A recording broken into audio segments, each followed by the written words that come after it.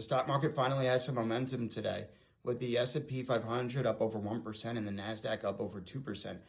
This is especially important because last week was a bad sell-off in the market. After Nvidia's earnings report, there was a negative reaction. Although the earnings report was pretty impressive in terms of the AI chip demand, there's fears of another DeepSeek moment. Are companies investing too much in these chips and the circular spending among big tech companies? I think those fears are overblown. I still think we're very early in this AI revolution. And this is illustrated by Google saying that the demand that their demand for AI compute doubles every 6 months. And what do they need from that? Well, they need NVIDIA's chips. So big Magnificent Seven tech companies and hyperscalers saying that, they service tons and tons of businesses, that they have to double their compute every 6 months. That means something.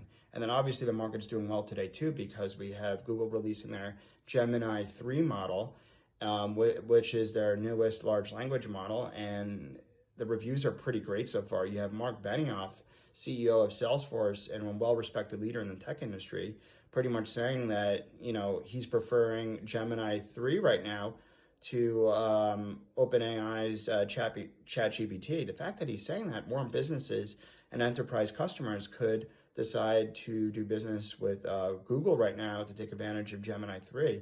Google has a large installed base already, with everyday users already using search and Gmail, YouTube, and so on. So I think Google's lead in AI will only grow.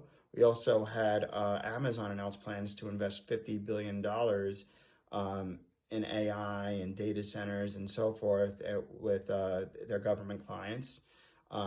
That's more demand for AI and NVIDIA's chips. And obviously right now, one of the negatives though in the market is, we've had a Bitcoin sell-off, 36% sell-off that Anthony Pompliano mentioned today on CNBC. But you know what? Over the past decade, we've had 30% drawdowns, and we've had 50% drawdowns, and Bitcoin is still the best performing asset class.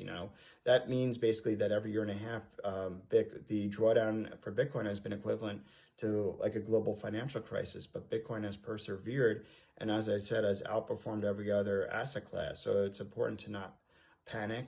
It's important to tune out and really focus on the long-term picture, at least for Bitcoin, at least based on the data through history up until now. So it's important to not panic in moments like this, especially like what we're seeing right now in the crypto market.